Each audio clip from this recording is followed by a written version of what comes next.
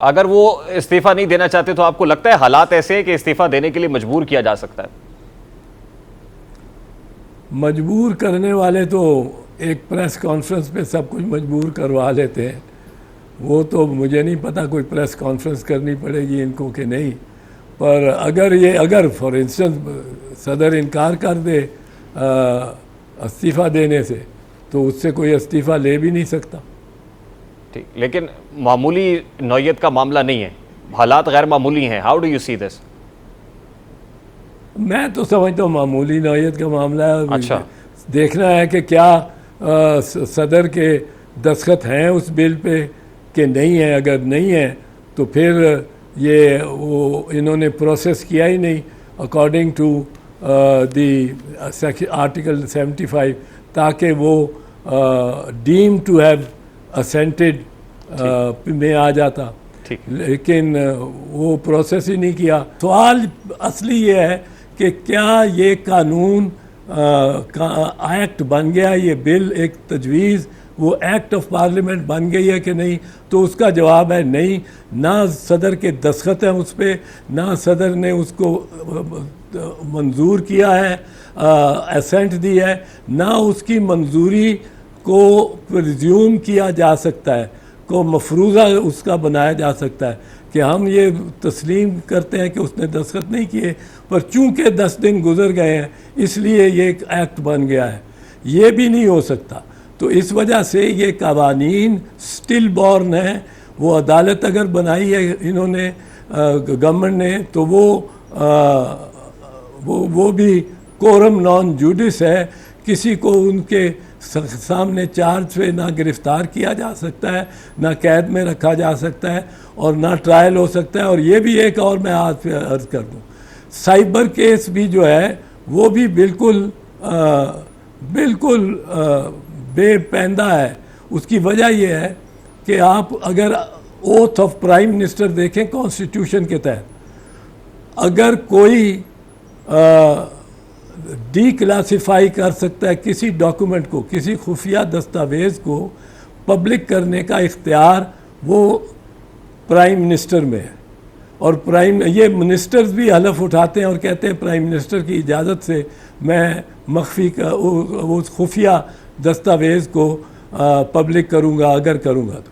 और prime minister के ऊपर कोई इख्तियार नहीं है स्वाय के सियासी तौर पे, सियासी एतबार से अगर कोई वो ऐसा डॉक्यूमेंट पब्लिक कर दे कि जो नहीं होना चाहिए। लेकिन ऐसा सब कानून में तो सफारती हुकूमत का मतलब कैबिनेट है ना सर? एक मिनट जी सर, हुकूमत का मतलब भी तो कैबिनेट है ना कानून में। वो सिर्फ प्राइम मिनिस्टर नहीं है, फर्द वाहिद नहीं, वो नहीं, मैं डिक्लासिफिकेशन की अप्रूवल भी कैबिनेट ने देनी। नहीं सर, एक मिनट आप जरा सुन लीजिए बात। डी सर्टिफिकेशन की ज़रूरी नहीं है, ये दस्तावेज़ और दस्तावेज़ पे डिपेंड करेगा। उसकी वजह ये है कि ये वो मुस्तफ़ा इम्पैक्ट्स का सुप्रीम कोर्ट की जजमेंट इस पे उसकी एक्सेप्शंस में आएगी। वो ये है कि मैं हूँ प्राइम मिनिस्टर, मेरे पास एक दस्तावेज़ है, अभी इसको मैं नहीं दिखाना चाहता, कैबिनेट को भी नहीं दिखाना चाहता, क्योंकि मैं समझता हूँ कि ये तो कैबिनेट में अगर 80 आदमियों को पता लग गया तो ये सब को पता लग जाएगा। अगर मैं ये चाहता हूँ कि उसको उसकी नैरोएस्ट मतलब है रिवील किया जाए उसको, तो मैं सोचता हूँ कि चीफ जस्टिस को भेज दूँ, आर्मी चीफ को भेज दूँ, से शेयर कर लूँ, ISI के चीफ से शेयर कर लूँ, और 2-4 और बंदे, फॉर इंस्टेंस इंटीरियर मिनिस्टर हो गया, ये 6 बंदों को साथ मैं काबीना में भी वो नहीं दिखा सकता, काबीना में भी वो नहीं दिखा सकता। 80 बंदों को दिखा दिया तो सारे गए। तो ये ऐसे भी हो सकते हैं। यहाँ डिस्क्रेशन है काबीना की नहीं, only of the prime minister, only of the prime minister.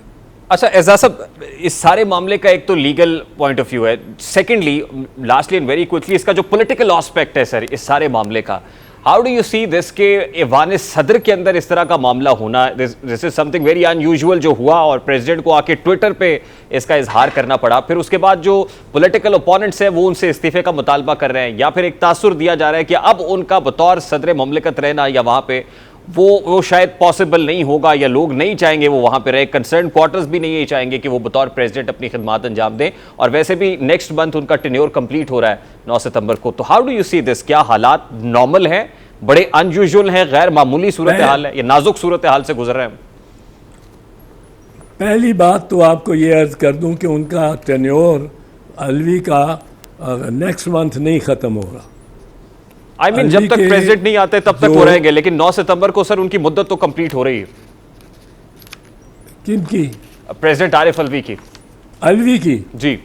Alvi के बारे में provided that the president shall notwithstanding the expiration of his term shall continue to hold office until his successor enters upon his office. ठीक ठीक। तो जब तक असेंबलियां elect नहीं होती तब तक सदर के इलेक्शन नहीं हो सकते, तब तक सदर के इलेक्शन नहीं हो सकते, तब तक ये नया सदर नहीं आ सकता। जब तक नया सदर नहीं आ सकता अलवी शैल होल्ड ऑफिस। तो ये तो एक बात है। अब इसमें कोई वो खुद रिजाइन देना चाहे तो एक अलग बात है। आप कहा जाए, हाँ हाँ, वो खुद रिजाइन देना चाहें तो दे सकते हैं, बिल्कुल दे सकते हैं, पर मेरा ख्याल उनको क्यों देने की ज़रूरत है?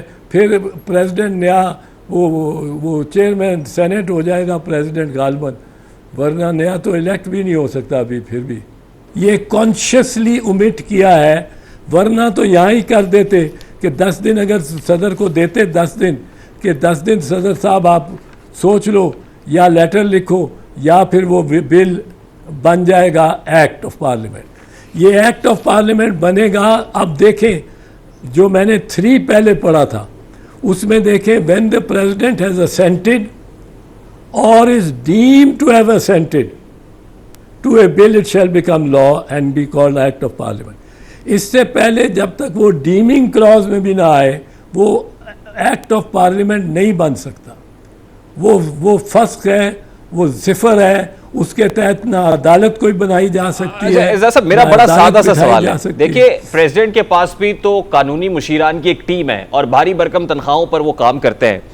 अब प्रेसिडेंट ने जो ट्वीट की है जिसके बाद ये तनाज़ा खड़ा हुआ, उसके अंदर ही उसका इख्तितामी जो हिस्सा है वो ये है कि जी मैं माफ़ी मांगता हूं उन लोगों से जो इस कानून से मुतासर होंगे। यानी प्रेसिडेंट को तो ये रियलाइजेशन करा दी या उन्होंने ये रियलाइज कर लिया कि अब ये कानून बन गया है।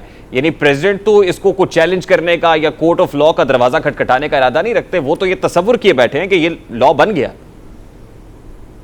हाँ, वो तसव्वुर किए बैठे हैं, पर वो उनका तसव्वुर कानून की तशरीह, सही तशरीह तो ज़रूरी नहीं है। वो तो सुप्रीम कोर्ट की तशरीह, सही तशरीह होगी, ये तो ज़रूरी नहीं है। ये तो चैलेंज होगा अगर ये कोई अदालत ऐसी बनी। अदालत ऐसी का कोई इख्तियार ही नहीं है। It is coram non judice, Latin में कहते हैं कोरम नॉन जूडिस, यानी कोई कोरम होता है कमरा, नॉन जूडिस जिसमें कोई जस्टिस नहीं, जुडिशल नहीं है, ऐसा कमरा जो कि अदालत नहीं है, बिल्कुल अदालत नहीं है।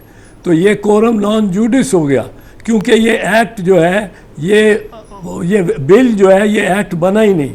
ये बिल ने एक्ट बनना था अगर ये जो है असेंट होती प्राइम मिनिस्टर उसकी प्रेसिडेंट की, खा तहरीरन होती, खा इस आइन के तहत, इस क्लॉज के तहत उसको तसव्वुर किया जा सकता।